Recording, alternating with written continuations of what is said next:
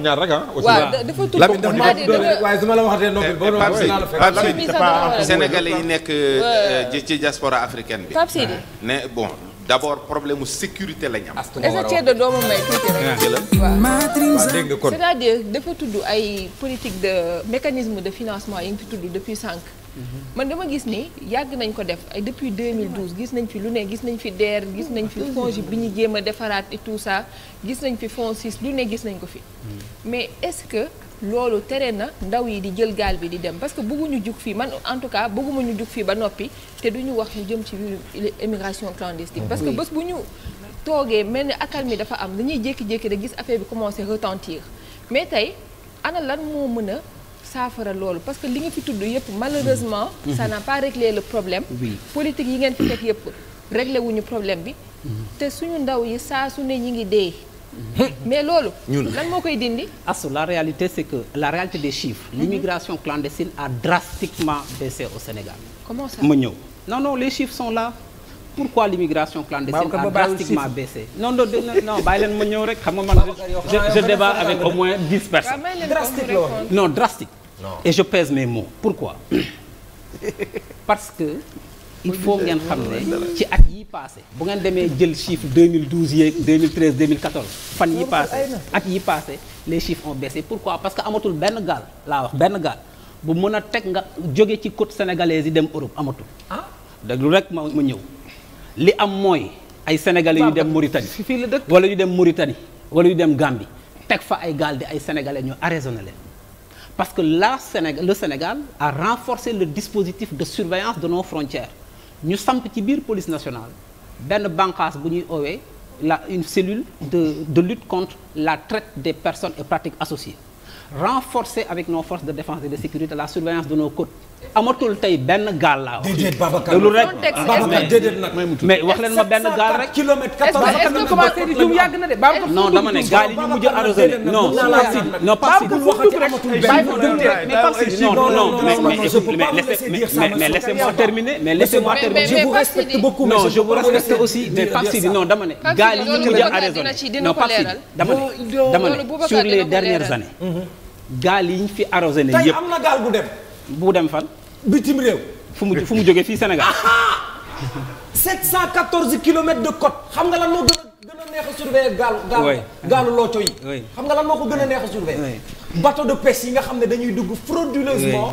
sur nos côtes.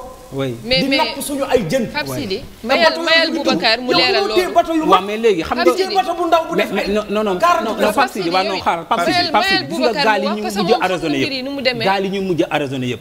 et les chiffres sont là ay capitaine sénégalais lañu yu jóge Sénégal dem Mauritanie teg fa gaal wala dem Gambie teg fa gaal wala dem Guinée teg fa gaal ñu arraisonné leen mais amatul tey benn gaal buy jóge dans les côtes sénégalaises bu mën a génn dem ba Europe te duñ la arrêté amatul parce que parce que nous avons renforcé le dispositif teg ci loolu mooy l'aspect sécuritaire mais beneen bi mooy la rétention des jeunes dans les territoires mooy ak dispositif yi ñu wax nii migration circulaire ñi ngi def ay projets match am na fi des projets de migration circulaire avec l'Espagne avec l'Union européenne ba aussi lancé nañ ko dans les 14 régions donc tout ça pour dire que en permanence on sait que problème yi ñu ngi fii nous on n'est pas là pour dire que tout est rose non vraiment on n'est pas là pour dire que tout est rose waaw mais xam nga lan moo baax Moussa après nga wax ñu tëj débat parce que man attanatuma voilà nous sommes vous êtes en train de faire l'économie de la justification et ça c'est extrêmement dangereux xam nga la nouvelle donne dans la recrudescence de ces drames là c'est l'arrivée des pêcheurs parce que ñu jaay géej gi kon tey soo taxawee ni gaal amatul bu départ Sénégal moi je pense que xam nga Sénégal ñun ñëpp ñoo ko bokk. non donnez-moi juste un exemple non dafal nank rek gaal yaa ngi xoolal beneen bi d'une pirogue qui est partie ñu ne téye nañ ko ci côte espagnole yeeg yooyu non donnez-moi juste un seul. d'accord xam nga l'erreur du Sénégal dans cette histoire là le Sénégal Europe daf koy nax le Frontex dafay nax Sénégal on est dans l'économie de la justification parce que toujours des fonds sont injectés non dafal nank xam nga le Frontex ñaata xaalis lañ dépassé tey nit ñaa ngi dee kon il faut arrêter ce système tout policier un peu partout il faut s'attaquer à la cause principale comme ni nga ko waxee pour régler le problème xale yi toog mais tey il y a eu combien de morts en Méditerranée en 2021 on nous parle de plus de 4000 morts et en termes de valeur absolue c'est des approximations kon tey dëkk bu mel ni Sénégal nga xam ni tey dem nañ ba nga xam ni course de pirogue la woon gaal vers l'Espagne Canaries tey soo taxawee tey ni gaal amul fii. Moi je pense que c'est une insulte à la nation. Mais les chiffres de 2021 non mais Boubacar xoolal bul lëmbee Sénégalais yi. Les chiffres de 2021 sont inférieurs ay jëmbe ay ces expressions là. C'est peut-être vrai que c'est peut-être vrai que ça a baissé. Oui ça a baissé. Mais dire que amatul moom c'est trop. xoolal gaal yi xam nga nu ñuy yebee. yow li nga jàpp moom ak li gaal yi yebee bokkul. gaal yi seen gaal yi ca biir géej ga lay ne. ñi ñuy yebee fii. dañ leen di yëpp ba ci gaal yóbbu leen ba foofu door leen a transféré ci gaal gi leen mën a yóbbu bon wax nga au niveau de la Mauritanie wax nga au niveau de la Gambie mais chaque jour gaal ak Espagne. man dama lay yokkal chaque jour que Dieu fait gaal ak Espagne dama lay yokkal le phénomène n'a jamais baissé d'intensité mool yi wàññeeku. il faut pas comprendre les Sénégalais xale yaa ngi dee ba léegi. chaque jour moom xale yaa ngi dee ba léegi il faut faire le bilan. déjà l'État doit surveiller. Le Sénégal n'a jamais fait de politique d'évaluation. C'est-à-dire aujourd'hui c'est l'économie de la justice. Il faut arrêter. Covid bi xam lan moo qu'est-ce qui s'est passé avec la Covid. Avec la Covid il y a naturellement la fermeture des frontières. Des mesures de confinement. Et qu'est-ce que font les réseaux de passeurs? Les réseaux de passeurs dañuy développer ay stratégie. Ils ont réactivé les anciennes routes migratoires. Parce que bi ñu tëjee frontières yi gis ngeen tey l'ancienne route migratoire bi doon jaar Niger jaar Algérie fixée vers la Méditerranée centrale tubaab bi dañu ko verrouiller parce que avec la Covid dañu tëj frontières yi. Et donc les réseaux de passeurs développent des stratégies ñu jël maintenant la nouvelle route migratoire dem Afrique du Sud jóge Afrique du Sud dem Brésil mais tout ça pour dire quoi le Sénégal adresse en permanence. ko yemale Brésil sax parce qu'il y a deux problèmes très importants. samp nañu benn comité bu tudd SILEC. defal ndànk rek Pape Sidi. SILEC ma ñëw ci SILEC Sénégalais yaa ngi jeex diggante Brésil ak Amérique. waaw ma ñëw rek. c'est un problème. aujourd'hui looloo gën a garaaw. mais ça c'est les nouvelles routes migratoires. moo gën a dangereux gars yi parce que le phénomène on l'encadre et on le suit. Sénégalais yi nekkuñu en sécurité fi mu ne nii am na dëkk yoo xam ne ci Afrique. mon cher boo fa amee problème ak sénégalais. waaw boo demee Sénégalais bi dañ koy tëj ba pare door a laajte lu xew. waaw mon cher ma ñëw. loolu bari na Sénégal bien sûr dañu lancé un comité interministériel le SILEC. fii la Sénégalais yi gën interministériel de lutte contre l'immigration clandestine. comité boobu 21 ministères ñu ngi ci nekk ci biir et ce comité est logé au ministère de l'Intérieur le secrétaire permanent et au ministère de l'Intérieur le secrétaire permanent ak Habib. tout ça pour dire quoi mooy que ne on sait que effectivement on n'a jamais dit que la migration irrégulière jeex na mais il faut quand même reconnaître à l'heure des faits que quand même il y a des avancées considérables tey ni ñu doon yaa 3-4 ans ni ñu doon wone ay Lampedusa gaal yi di ñëw ak yooyu mais loolu tey quand même wàññeeku na loolu il faut quand même le reconnaître. maa ngi leen di ñaan li ma dégg wàññeeku na parce que on a renforcé le dispositif de Moussa yow ak Habib comme ça et on a mis aussi en place des dispositions de rétention parce que depuis 23 heures nag ñu ngi ci waxtaan wi. Moussa may na ma ci waxtaan wu am solo. maa ngi leen di ñaan Moussa daf ma may ba sax déedéet mayu la ñuy boucler may la Sénégalais yi nekk France. may na ko donc may na ko amoon les permis sénégalais. oui. Aujourd'hui en France ce n'est plus valable. oui léegi lan mooy solution état pour mën leen jàppale ci. waaw loolu ça c'est des questions très pratiques. waaw il faut xam nga avant. Sénégalais bu ñu daan jógee fii. waaw mënoon nañu dem. waaw ak seen permis changer seen permis. mais qu'est-ce qui s'est passé parce que là aussi raxu vraiment Pape Sidi il faut ngeen dimbali ñu aussi ci suñu mbokk yi.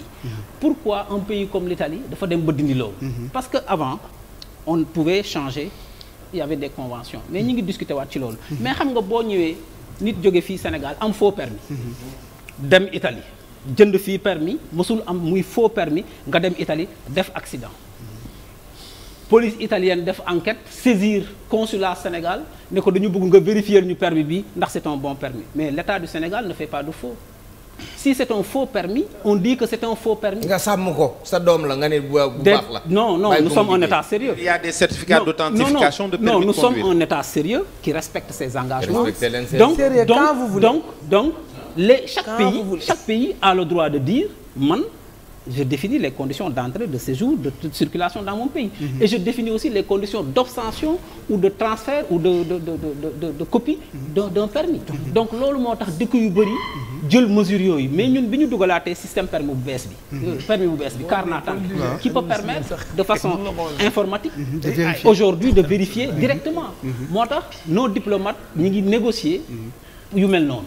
mais balaa loolu aussi la convention de sécurité sociale c'est important. La convention de sécurité sociale. non mais réponse bi c'est important. La transférabilité des droits. parce que yow tey jii sa permis Sénégal boo demee Paris mën nga ko bañ a daw. donc rek lii dafa am solo ñu xam. le pourquoi et puis naka la ñu war a mën a def Sénégalais yi mën a def ñu changer la seen permis. wax la ko man mi changer permis. loolu xëy na am na ko xamul. j'avais un permis sénégalais. oui bi sama carte séjour génne. xam nga da nga am benn délai bu lay permettre. nga changer sa permis. damaa jël sama permis. ñu wax ma ne ma il faut nga am certificat d'authentification. ce qui est normal. ma yónnee fii Sénégal. permis bi ak yëpp. ñu defaral ma certificat d'authentification en bonne et due forme. ma boole kook l'ancien permis. ma boole kook sama permis Sénégal. ak 3 photos dugal. sama permis France génn. c'est ça. mais loolu mooy que ne aussi il faut ñu sàmmante. ak aussi def loo xam ne ni dafa jub parce que le Sénégal ne peut pas valider. et authentifier un faux et ça aussi. certificat d'authentification boobu aussi faux permis yi tax ñu koy demander. parce que avant da nga daan yónnee 150 000. par exemple Babacar gars yi dañuy soxla réponse bu simple. bu clean mais léegi aussi bu njëkk boo amoon séjour xam nga am na léegi ku tudd Mamor Mbacke ñu defaral le permis. sëñ Mamor Mbacke. Babacar di doomu Sénégal boo xam ne. la synthèse wax fa dëgg neex yàlla non sëñ Mamor. képp ku koy suivre ay waxtaanam bu ko naree wax fii. non xam nga sëñ Mamor Mbacke mi ngi fi léegi. yàlla na ko yàlla fay xam nga lu tax Babacar. je donne la parole à Papam. xam nga kii papam. kan la papam mais quand même papam ñëpp a ko xam. assemblée la nekkoon lii la mën a wax papam a ko dàqoon a wax. mais je crois que lu ci ëpp aussi exemple yi li koy expliquer dafa yàgg. dégg nga loolu te dafa bëri. non c'est important parce que xam nga comme je suis en face de 10 personnes 10 contradicteurs. c'est important. non yaakaar naa leer na. non ma ñëw rek le transfert des droits à la retraite. juste avant parce qu'on a cité Mamor Mbacke ñu koy sant di ko gërëm parce que sëñ Mamor day def liggéey bu am solo fépp fu mu toog bu waxtaanee ba pare dafa leen ne bu ngeen nekkee ci dëkk na ngeen sàmmonte ak la ñu tëral ca dëkk ba. un excellent ambassadeur du Sénégal. mais loolu lay wax saa su Serigne Mamor. mooy que ne boo nekkee ci dëkk nga respecter les lois et règlements te loolu le gouvernement Sénégal di woote aussi mooy que ne aussi ces pratiques de faux là parce que day yàqal ñeneen ñi nga xam ne ñi ngi am du vrai. beneen bi mooy les diplomates sénégalais la diplomatie sénégalaise ñi ngi négocier suba teel ba ngoon les transferts de droits la transférabilité des droits de retraite les conventions de sécurité sociale et ça aussi vraiment Boubacar nous avons 68 missions diplomatiques et consulaires 68 dans le monde non c'est que il faut vraiment bu ma yaakaaree ne da ngay jeexal non damay jeexal non mais damay jeexal non Pape Sidi c'est important gis nga le modèle sëñ Mamor Mourtada waaw non c'est important devrait inspirer tous nos représentants diplomatiques waaw parce que day jël temps ak énergie mu wër am réew waaw mais xam nga lu tax mu important parce que il ne faut pas dire que 90% de nos missions diplomatiques et consulaires c'est quand même des politiques ce n'est pas vrai. Dans les 68 missions diplomatiques et consulaires la quasi-totalité c'est dirigé par des diplomates de carrière loolu mooy dëgg la maintenant comme il dit dans des missions il y a des profils divers et variés yoo xam ne ni ñu ngi ci biir di liggéeyal diplomatie Sénégal et c'est ça aussi la réalité mais gàcce nga parce que tey ñun xam nañu ne jafe-jafe yi bëri na les besoins les préoccupations sont légitimes mais il faut reconnaître quand même que l'État du Sénégal fait énormément d'efforts pour sa diaspora même s'il est vrai que tey ñëpp dañuy ñaan pour ñu yokk loolu Montréal de bu leen fàtte il demande un consulat les Sénégalais de Montréal xaaral ma may la ba sax Babacar. oui waxal jox Moussa mu wax. non je crois que c'est qu'il a joxaale ma wax. c'est important il faut pas que quand même ñu négliger lépp li mu fi joxe comme information. c'est très bien vraiment ministère am bi ko yónni. il faut qu'on accepte que tey